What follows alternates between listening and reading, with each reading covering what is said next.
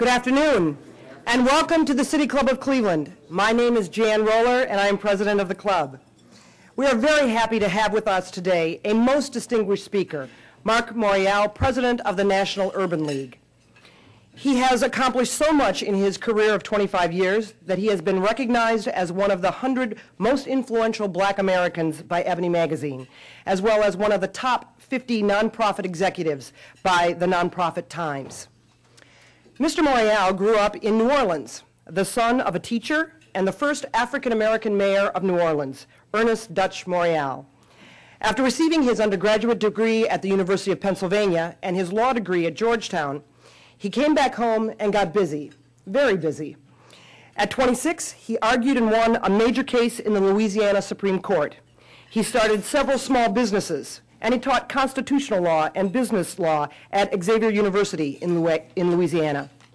He ran for public office and was elected a state senator in 1992, and in 1994 he followed in his father's footsteps and began his first of 2 terms as mayor of New Orleans. He campaigned for the mayor's office with the slogan, "Clean out City Hall with a shovel, not a broom." Mr. Morial was a popular mayor with broad multiracial support and is credited with leading a New Orleans renaissance before Hurricane Katrina. During his tenure as mayor, from 1994 to 2002, he passionately attacked the city's urban problems. Violent crimes and murders dropped by 60%, and unemployment was cut in half. He produced 8 balanced budgets, and the city experienced its most dramatic growth in 20 years. As president of the National Urban League, he now runs the oldest and largest community-based organization that advocates on behalf of African Americans and against racial discrimination in the United States. He is only the 8th president or executive director of the League, which was founded September 29, 1910. Today, it has 100 local affiliates in 35 states and the District of Columbia. Mr. Morial's energetic and skilled leadership has expanded the League's work around an empowerment agenda, which is redefining civil rights in the 21st century, with a renewed emphasis on closing the economic gap between whites and blacks, as well as rich and poor Americans. Under his stewardship, the League has had a record fundraising success. The community was shocked this past May with the closing of the Urban League of Greater Cleveland, the organization that has provided much-needed job training and opportunities for minorities for over 90 years. We were delighted to read in this morning's Plain Dealer that part of Mr. Morial's visit is to work with and build upon the hard work of the local trustees over the past 6 months to reestablish the vitality of this important part of our civic fabric here in Cleveland. So we are so glad to have you here with us, Mr. Morial, to speak to the City Club of Cleveland about the Urban League's important national agenda and the restoration of our local Cleveland affiliate. Mr. Marc Morial.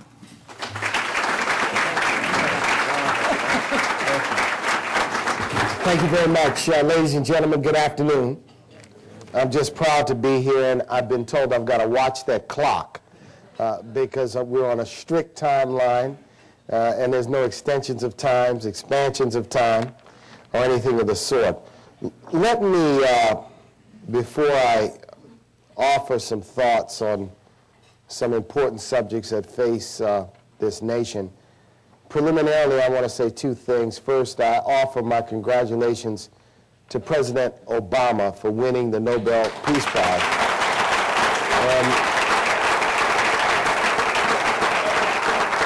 And because I know in the minds of some, there will be controversy and probably an attempt to twist and contort his winning that honor.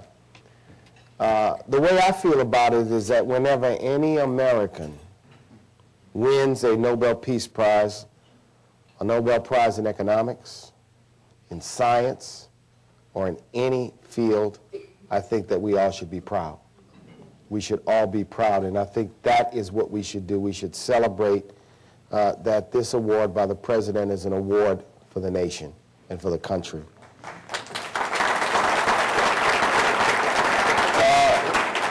Secondly, I want to thank Marsha Maccabee, as well as a number of you who joined together this morning over at the Cleveland Urban League. We had a great visit with the board, staff, and community supporters of the Cleveland Urban League. And I just want to reaffirm the Cleveland Urban League is not going anywhere. It's not going anywhere. We are committed, and I want to thank Marsha and many, many, many people who've worked very hard over the last several months to ensure that the Cleveland Urban League's doors remain open, that its programs remain intact, and that it begins to pursue a course of renewal, recovery, and revival in these difficult times. This is a very important American city, a very important American city. And it's one of those cities that has given so much to the nation in terms of people, in terms of assets, in terms of manufactured products. You look down the line, and this is a very important American city. But it's also a city where the essential work we do, is needed now more than ever. So if you ask yourself, I know the Cleveland Urban League is important, but I don't quite know exactly why it's important or what it does, let me just offer this to you. In the last calendar year, the Cleveland Urban League served 1,000 people directly, several hundred youth, several hundred people who, in fact, were looking for work or looking for a job training opportunity. In the last 5 years, the Cleveland Urban League's Entrepreneurship Center, Small Business Development Center, served over 5,000 businesses, small businesses, here in the city of Cleveland and in northeastern Ohio.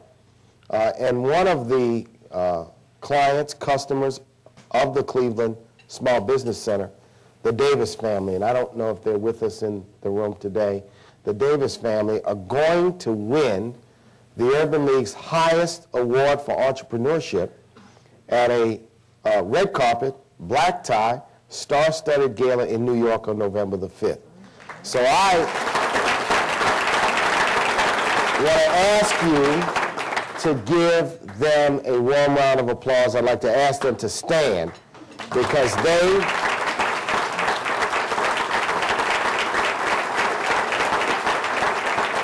Service Master by Davis, a small business here in Cleveland, got its birth through walking through the doors of the Cleveland Urban League.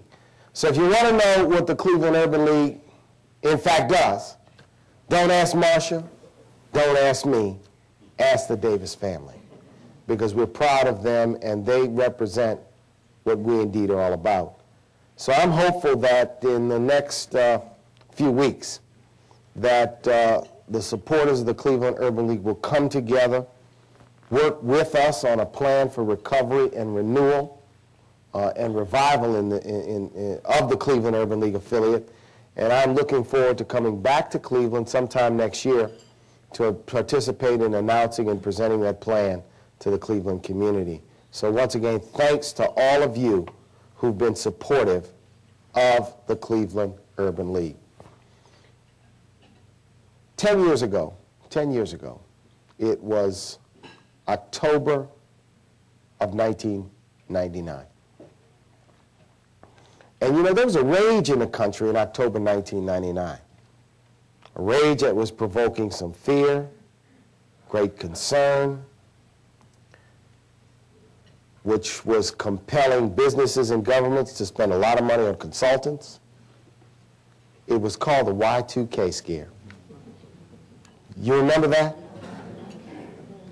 Almost seems trivial